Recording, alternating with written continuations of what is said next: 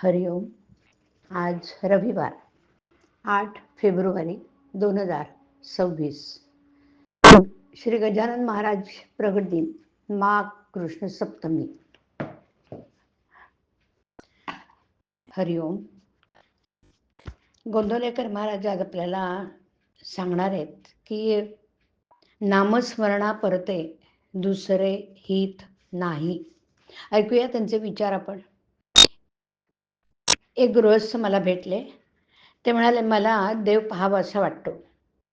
तुम्ही पाहिलाय का? मी म्हटलं की पाहिलाय. त्याने विचारलं, तो मला दिसेल का? मी म्हटलं दिसेल, पण या डोळ्याने दिसणार नाही. देवाला पाहण्याची दृष्टी वेगळी आहे. आज आमची विषयाची दृष्टी आहे ती भगवंताची नाही. आपल्याला भगवंत पाहायचं असेल तर त्याला एकच उपाय, भगवंताच्या नामात राहावं. नामाशिवाय दुसरा मार्ग नाही. सगळ्यांना माझं सांगणं आहे, हे ऐकणं अत्यंत जरूर आहे. बरं, ऐकणं कशासाठी? तर मी बरोबर मार्गाने जातो आहे की नाही हे कळण्यासाठी. पण नुसतं ऐकून चालणार नाही. ऐकून कृती केली तरच साधेल. ती तुम्ही करा. आचरणात आणलेले तेवढेच कामाला येईल. सगळ्यांनी नामस्मरण करा. नामस्मरणासारखा कल्याणाचा दुसरा मार्ग नाही. ते सहज आपल्याजवळ आहे, अत्यंत उपाधिरहित आहे, जे कुणावर अवलंबून नाही. असं जर काही असेल तर ते भगवंताचं नाम आहे. तेव्हा शुद्धतेने, शुद्ध आचरणाने जो ते घेईल त्याचे राम खरंच कल्याण करेल.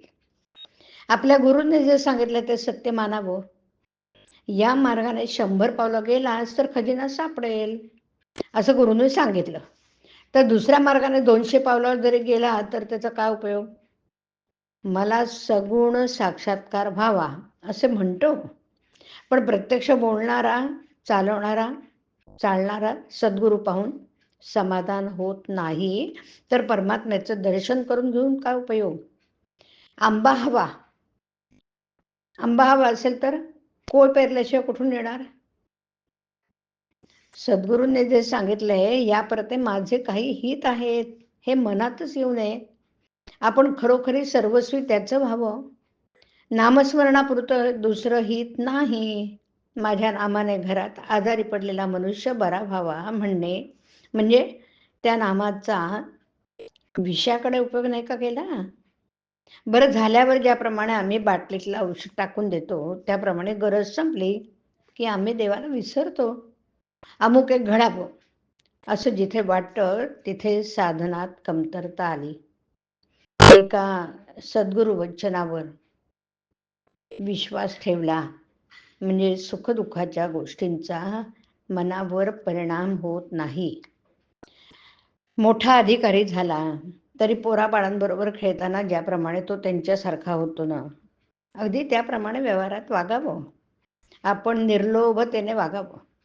खेळात ज्याप्रमाणे आपण चुकू देत नाही त्याप्रमाणे प्रपंचात करावं. प्रपंचाचा सहवास बरोबरचा असावा, त्याचा वास आत नसावा. आत फक्त भगवंताचा वास. गुरुचरणी अत्यंत विश्वास आणि साधनांचा अखंड सहवास.